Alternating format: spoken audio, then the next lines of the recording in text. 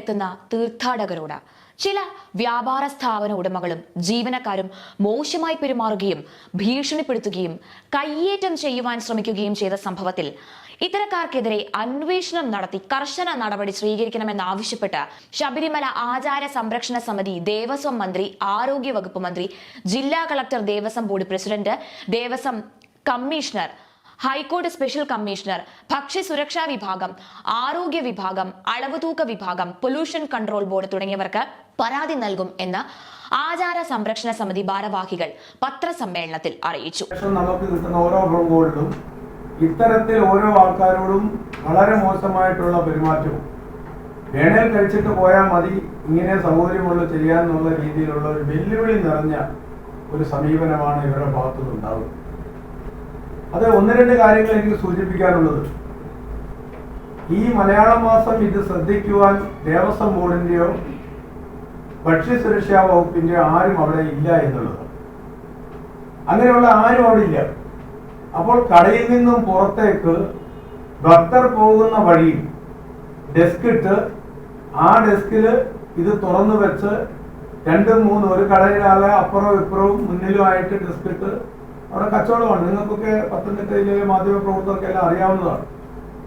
അപ്പൊ അങ്ങനെ കച്ചവടം ചെയ്യുന്നതിനകത്ത് ഒരു ശുചിത്വമില്ലാതെ വളരെ മോശമായ രീതിയിലുള്ള ആഹാര സാധനങ്ങൾ, അത് പഴവർഗ്ഗങ്ങൾ മുതൽ വറുത്തത് പൊരിച്ചത് വരെയുള്ള എല്ലാ സാധനങ്ങളും അങ്ങനെയാണ് അവർ സൂക്ഷിക്കുന്നത്. അപ്പൊ ഞാനിത് പറയാനുണ്ടായ ഒരു കാരണം, അവിടെ ഞാൻ ഇരിക്കുമ്പോൾ തന്നെ ഈച്ച, ഒരു മലവിസർജനത്തിൽ നിന്ന് ഈച്ച വന്ന് നേരിട്ട് ഈ തണ്ണിമത്തൻ മുറിച്ചതിൽ ഇരിക്കുന്ന കണ്ടിട്ട് അത് മാറ്റാൻ പറഞ്ഞിട്ട് പോലും അവർ കേട്ടില്ല. ഈ കഴിഞ്ഞ ദിവസം നീലിമല 8-ാം നമ്പറിലെ 139-ാം സ്റ്റാൾ നടത്തി വന്ന ഖാദർ ഭക്തരെ തുറന്നു തന്നെ ഭക്ഷണം നൽകും എന്ന് പറഞ്ഞ് വെല്ലുവിളിച്ച സംഭവത്തിൽ കുറ്റക്കാർക്കെതിരെ നടപടിയെടുക്കാനും അദ്ദേഹത്തെ ലേലത്തിൽ നിന്ന് ഒഴിവാക്കി കരിപ്പട്ടികയിൽ ഉൾപ്പെടുത്തണം എന്നാണ് ആവശ്യപ്പെട്ടത്. ഈ പറയുന്ന കാരണങ്ങൾ ചൂണ്ടിക്കാട്ടിയാണ് പരാതി നൽകുന്നത്. ഹോട്ടലുകളിൽ ഭക്തർക്ക് മോശപ്പെട്ട അനുഭവം ഉണ്ടായാൽ പരാതി നൽകാനുള്ള ഫോൺ നമ്പർ, സ്റ്റാൾ നമ്പർ, കടയുടമയുടെ പേര് എന്നിവ രേഖപ്പെടുത്തി ബോർഡ് വയ്ക്കേണ്ടതാണ്. വില നിലവാര പട്ടിക പ്രദർശിപ്പിക്കണം.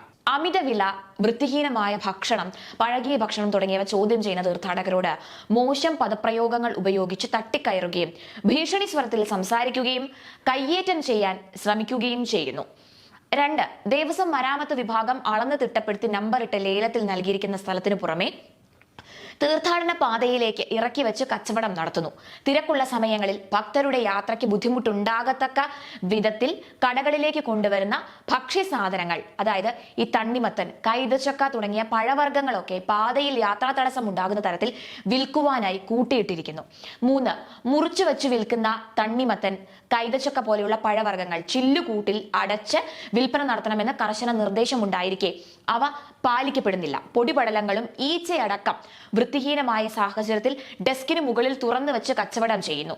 മൂടി വെച്ച് കച്ചവടം ചെയ്യാൻ നിർദ്ദേശം നൽകുന്ന ഭക്തരോട് തട്ടിക്കയറുകയും ഭീഷണിപ്പെടുത്തുകയും അവരെ കയ്യേറ്റം ചെയ്യാനായി ശ്രമിക്കുകയുമാണ് ഇവർ ചെയ്യുന്നത്.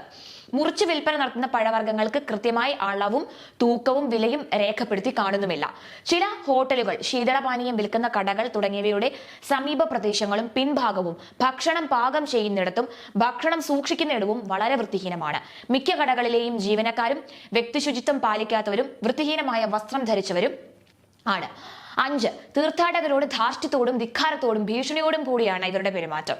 അടുത്തത്, ഭക്തർ പവിത്രമായി കാണുന്ന അപ്പാച്ചിമേട്ടിലേക്കും ശബരിപീഠത്തിന്റെ പരിസരത്തും പൂങ്കാവനത്തിലേക്കും കടകളിലെ അവശിഷ്ടങ്ങളും മാലിന്യങ്ങളും വലിച്ചെറിയുകയാണ്. അടുത്തത്, പമ്പാ നദിയിലേക്ക് ഹോട്ടൽ മാലിന്യം ഒഴുക്കിവിടുന്നു. 8ാമതായി പറയുന്നത്, ഹോട്ടലുകളിൽ പലഹാരങ്ങളുടെ തൂക്കവും ആഹാര സാധനങ്ങളുടെ അളവും നിശ്ചയിച്ചിട്ടുണ്ടെങ്കിലും ക്വാളിറ്റി, കാലാവധി, എണ്ണയുടെ ഗുണനിലവാരം എന്നിവ പരിശോധിക്കുന്നതേയില്ല.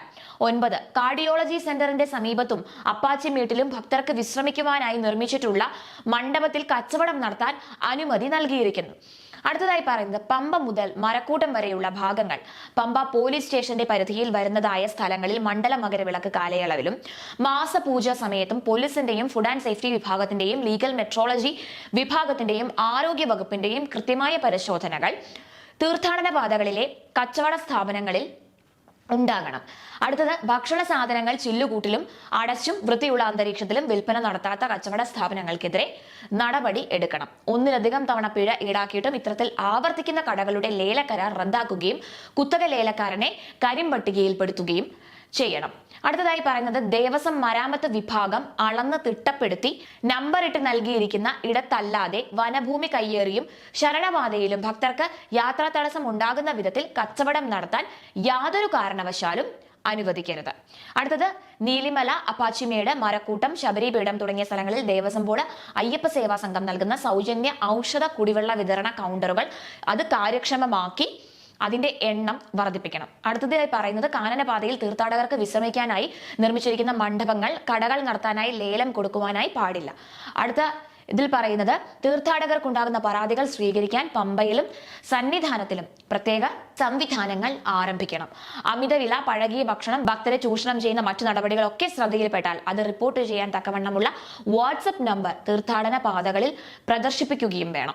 എല്ലാ കച്ചവട സ്ഥാപനങ്ങളിലും കരാറുകാരന്റെ പേര്, ദേവസ്വം നൽകിയിരിക്കുന്ന കട നമ്പർ, കടയുടെ ഇനം, കുത്തക നൽകിയിരിക്കുന്ന സ്ഥലം ഇവ ഭക്തർക്ക് കാണത്തക്ക വിധത്തിൽ തന്നെ പ്രദർശിപ്പിക്കേണ്ടതാണ്. ഹോട്ടലിലെ മലിനജലവും കടകളിലെ മാലിന്യങ്ങളും വനത്തിൽ വലിച്ചെറിയാതിരിക്കാനും പമ്പാ നദിയിലേക്കും ഒഴുക്കാതിരിക്കാനുള്ള നടപടികൾ സ്വീകരിക്കണം. അടുത്തത് ഫുഡ് ആൻഡ് സേഫ്റ്റി വിഭാഗത്തിന്റെ ചുമതലയിൽ സന്നിധാനത്തും പമ്പയിലും ഭക്ഷണ സാധനങ്ങൾ ഗുണനിലവാരം പരിശോധിക്കുന്നതിനുള്ള ലാബ് സ്ഥാപിക്കണം എന്നിവയാണ് പത്രസമ്മേളനത്തിൽ പറഞ്ഞത്.